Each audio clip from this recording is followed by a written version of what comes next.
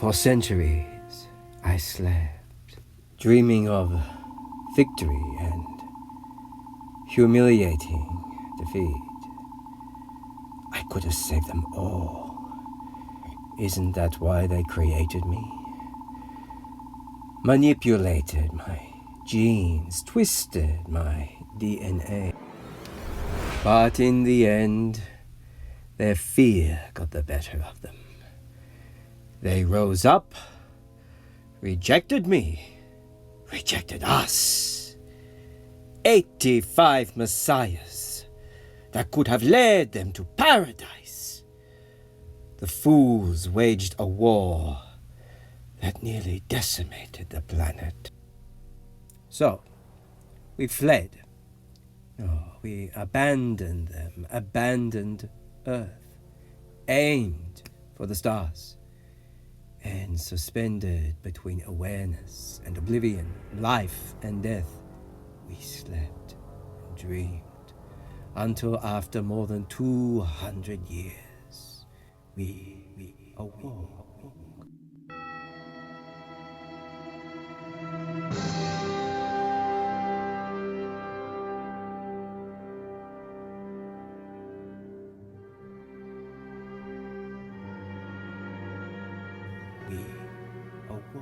Into a nightmare. I knew the human race was diseased, infected with rage and lust and lunacy. But I never dreamed that disease would spread beyond Earth. The Terran Empire, they call it. A galactic kingdom built on a foundation of brutality and oppression, avarice, ignorance, and a genocide. Art, literature, poetry, philosophy, the free and open exchange of ideas, all these things were replaced by state-approved lies masquerading as truth and a blind obedience to the emperor. We had hoped to raise them up, lead them into the light of a better world. Instead, during the years, we slumbered. Every dark impulse in humanity's breast had been unleashed, every inner demon set free, and now there wasn't just one planet lost to human madness, but entire star systems. And no one, not the Vulcans, the Klingons, the Romulans, the Andorians, could stop it. Stop them. Until now. My name is Noonien Singh, and it is my intention to redeem the damned universe, resurrect and perfect it. Why? Because, Khan, it is my destiny. Yes, Mr. Spock. You appear distracted. Not so distracted, but I can't feel your eyes boring into me. Your Vulcan mind analyzing my every move and mood. Does this displease you? On the contrary, Spock, these are the reasons why I value you. Your intellect, though it does not rival my own, is quite formidable.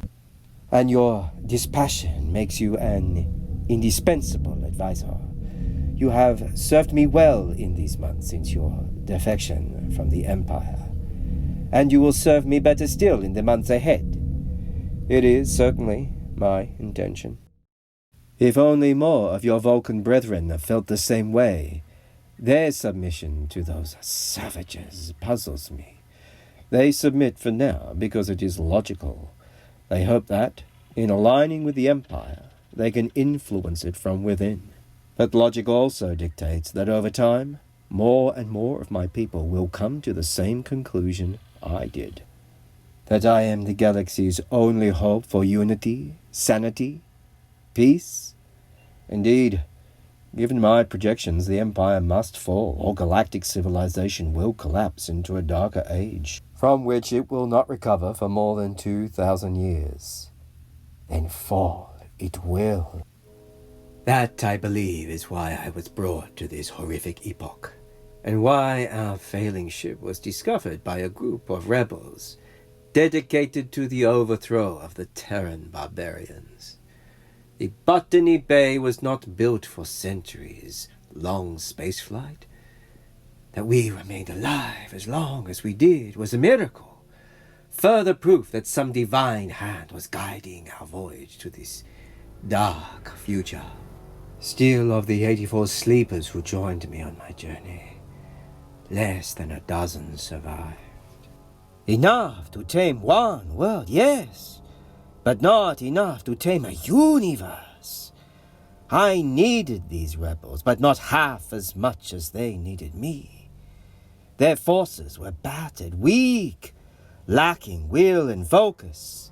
They were desperate for guidance, wisdom, inspiration, or leadership, which I, of course, provided. In just a few years, I brought their fragmented forces together, building an alliance across a dozen worlds. Soon, defectors from the other side joined our cause, including my trusted counselor, Mr. Spock. And together, we took back a third of the Empire. Still, the Terrans are as stubborn as they are cruel. They will fight to their last breath. But the Empire will die. Keep firing soon. The Satori project will see to that. Ineffective. I'd love to get my hands on the rebels' upgraded shield technology. But that tech comes with an Achilles heel. All their power's in those shields. And the longer we hit them, the more power they'll drain. Those shields will fail eventually. Their weapon systems will be depleted. And then we'll have them. We don't know that for sure, sir. Khan and his people keep upgrading their systems. Photon torpedoes seem the better. When I want your opinion, Mr. Chekhov, I'll be sure to ask for it. Uhura, I want to talk to whoever's in command of that ship. Aye, sir. Hailing them now. This is Captain James Tiberius Kirk of the ISS Enterprise, and you would be? You're superior in every way. One of Khan's fellow gods. We are not gods, Captain. As I well know, Commander, having personally tortured and dissected several of your brethren. What do you want? I commend you on the attack on the K7 prison station, where the traitor scientist you liberated knows far too many of the Emperor's secrets. What do you want? We've received reports that the Defiant already destroyed the 2 Tellarite ships that were part of your raid. But they were just a distraction, weren't they? You have Dr. Daystrom, but I'm nothing if not magnanimous, Commander. Return Daystrom to us, and we'll let you go. Captain? Excuse me if I don't believe you. Your deceptive tactics are quite legendary. The Empire has been known to show mercy to its enemies on occasion. The Empire doesn't know the meaning of the word.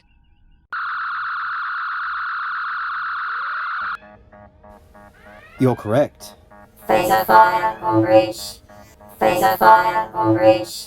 My bridge crew is dead, Commander. I'm lowering shields, but security will be here in a minute. Beam me aboard. I swear, Kirk, if you betray Beam us... me aboard, now! Get those shields back up! I must admit your encrypted message took me by surprise. The Empire's most decorated captain requesting political asylum. You still don't believe me? Would you? In a minute, Mr. Scott will be hitting this vessel twice as hard as I did. Even your augmented shields won't hold up unless... Let him. But if he so much as breathes suspiciously... I think your suspicions will be allied, Commander, in 5, 4, 3, 2, 1.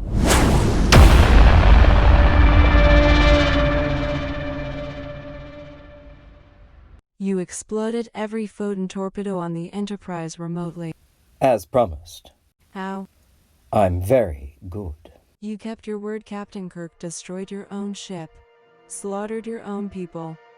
Now, I want to know why. Take me to Khan. He's the only one I'll explain myself to. A fine specimen, strong, willful, devious and intelligent, confident to the point of arrogance, and a mystery.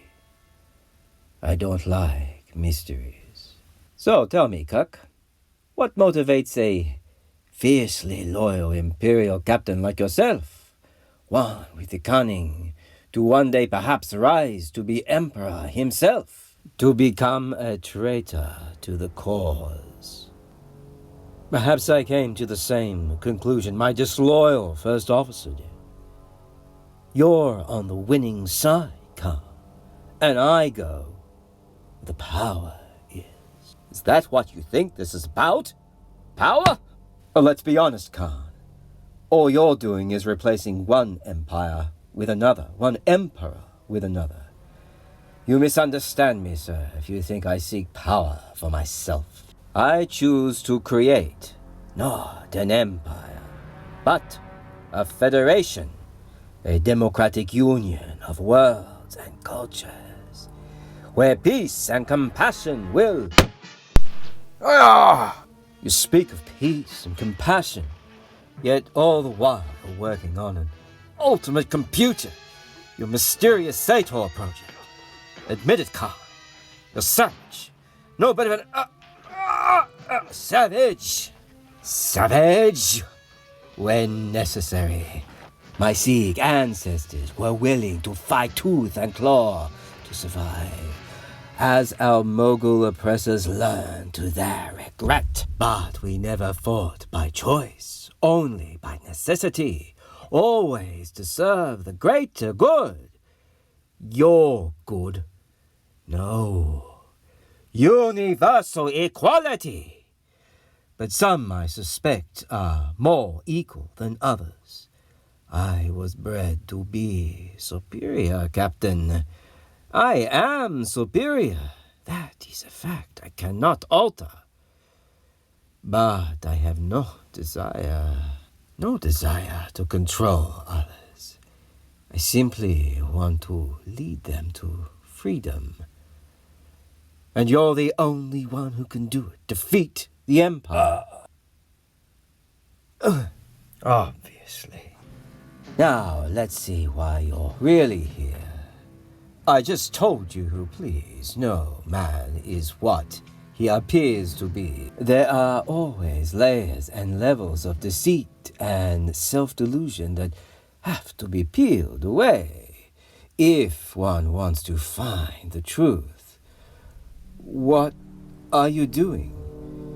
Your disloyal first officer has tutored me in a variety of Vulcan mind techniques, and I intend to use those techniques to excavate your truth. My mind to your mind. My thoughts to your...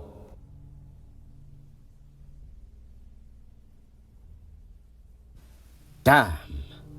Why can't I get through? Because Kirk's psyche is unusually vibrant, his mental defenses uncommonly strong, and you are still a novice when it comes to the Vulcan mysteries. This requires the hand of a master. I am the master here. Not in this case.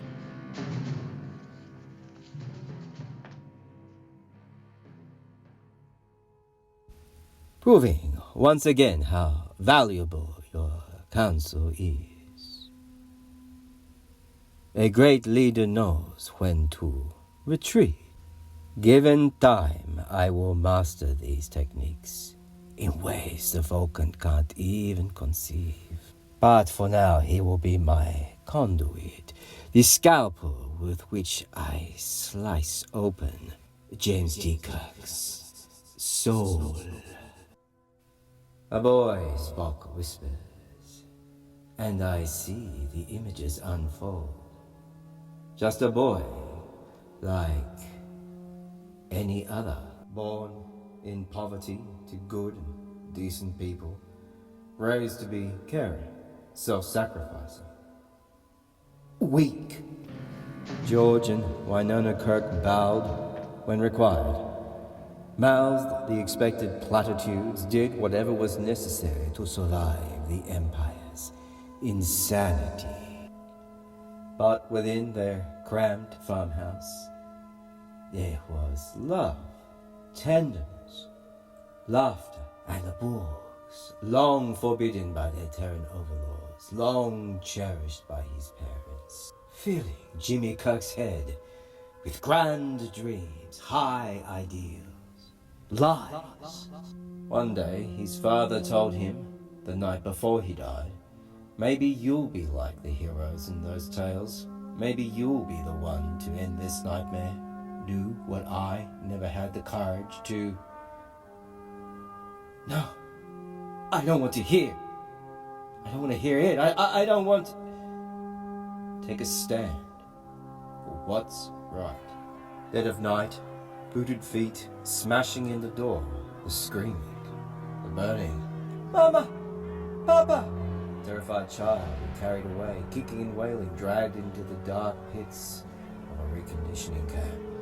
And in a surprisingly short time, the boy became a monster. I never knew. We rarely do, Spock. We rarely do.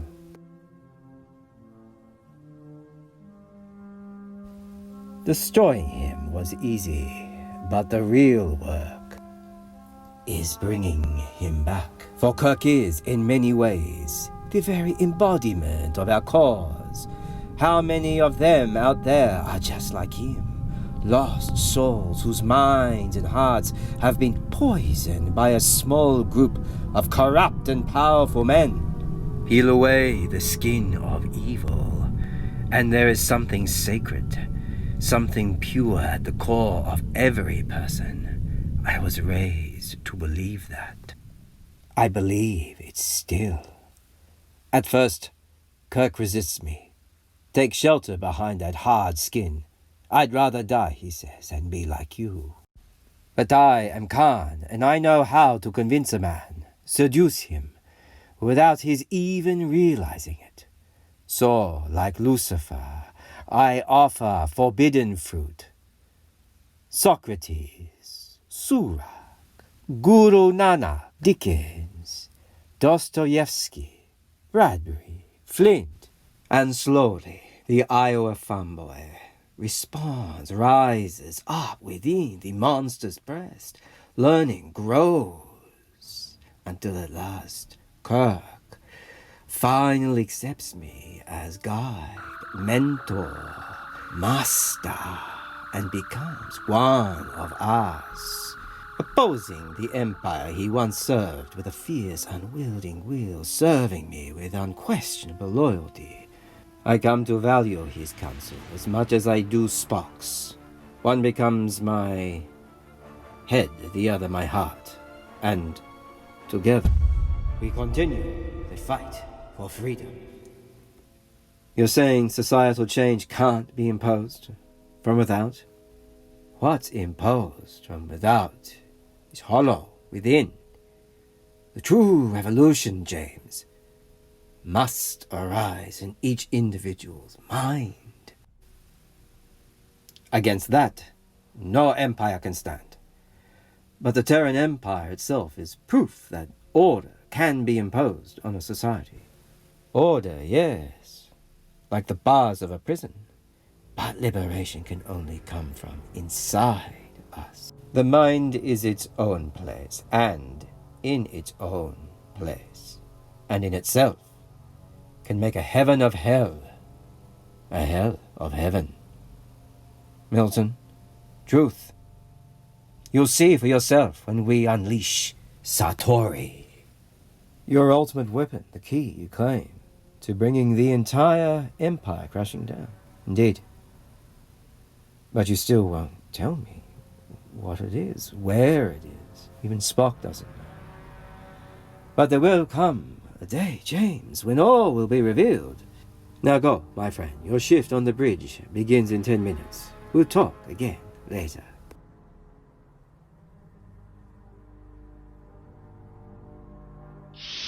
Something to offer, Mr. Spock. Only what I've been saying for months. I know James T. Kirk, and he cannot be trusted. How many times must we have the same discussion? As many as necessary. But you walked inside his mind. You saw the truth of his soul. That boy on the farm existed for a few short years. The creature the Empire created has existed far longer. I was told not to trust you when you joined us, but my intuition told me otherwise, just as it tells me that we can trust Kirk. And yet, as Kirk rather astutely pointed out, you continue to withhold details of your Satori project from us both. Where is the trust in that? Where indeed? I wrestle with Spock's words for days. Then make the decision. Trust and loyalty must be rewarded. Satori must be revealed. Spock predictably protests when I insist Kirk join us on our journey, but I refuse to share Satori with one and not the other. Above us, the harsh environment of SETI Alpha 5. But here, in this massive vault carved from the planet's flesh by my finest engineers, waits my ultimate weapon. Stunned silence at first, finally broken by Kirk. What is this thing, he whispers, a library? The greatest library, I reply, in the history of any world. The greatest works, the most sublime thoughts from ancient Earth and thousands of alien cultures. But the Empire, Spock interjects, destroyed all objectionable reading material in both physical and digital form. Indeed, I say, but just as James's own parents hid precious tomes away, just as I amassed a small collection aboard the Botany Bay, so did countless brave souls. And the project has spent years seeking out these precious gems, transporting them here, scanning the contents, creating a database that, once Satori's ready to launch, will liberate us all. How is this a weapon? You, of all people, should understand. I am only one man, but these can inspire billions. Satori is a virus, James. A virus of ideas that will infect every Imperial database, contaminate every computer and reading device. What has been so long forbidden will now be accessible to every man, woman, and child in every corner of the Empire. Minds kept so long in the dark will step out into the light of knowledge. The sleeping masses will awaken. They will awaken, rise, and join us. And the Terran Empire will finally fall.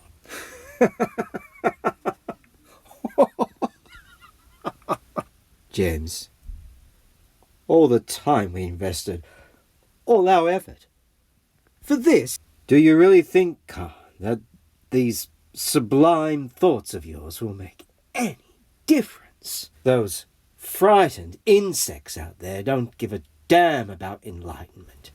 Give them a hovel to live in, some slop to eat, and they'll keep marching to the Emperor's commands till they draw their last wretched breath. Still, Satori will create ripples of chaos in some quarters, which the Empire can ill afford, so it must be eradicated. Mine is a superior intellect. I see the world as no one else can. How then could I have been so blind? There are a dozen starships up there, Khan. They're going to decimate this planet. No. Taking you and your ultimate weapon along with it. No! Why, Kirk? You were my student, my friend. I was your plaything, your pet. It amused you when I performed little tricks for you. Not so amusing anymore. Spock! I told you not to trust him. destruction of the Enterprise. Well worth the sacrifice. The mind meld, your memories, fabricated by Imperial scientists. Implanted in the captain's psyche to make his trauma all the more convincing. No. You believed, James, I know. You did. Never. And neither did you. Only wanted to save them. As you once said, Khan, there are always layers and levels of deceit and self-delusion that have to be peeled away. If one wants to find the truth. We've got to go now, Captain. There won't be much left of this place in another few minutes. Beam us out. And so I wonder as the life bleeds out of me, is he right? Have I been deluding myself all along? Has my crusade been nothing but ego and arrogance? Was my goal all along to replace one emperor with another? Perhaps. Why then, as I take my last breath, do I find myself clinging to an absurd, illogical...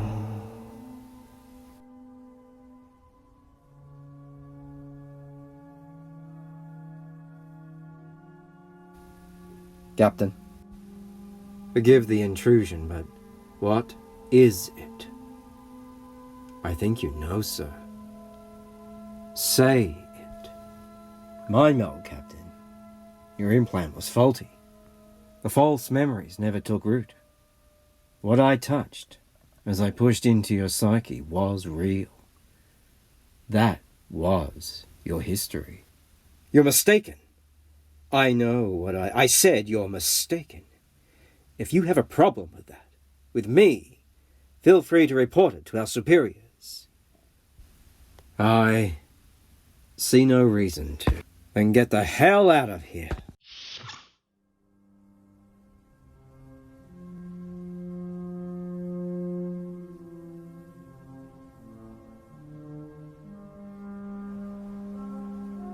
Why then, as I take my last breath, do I find myself clinging to an absurd, illogical... Ho, ho, ho.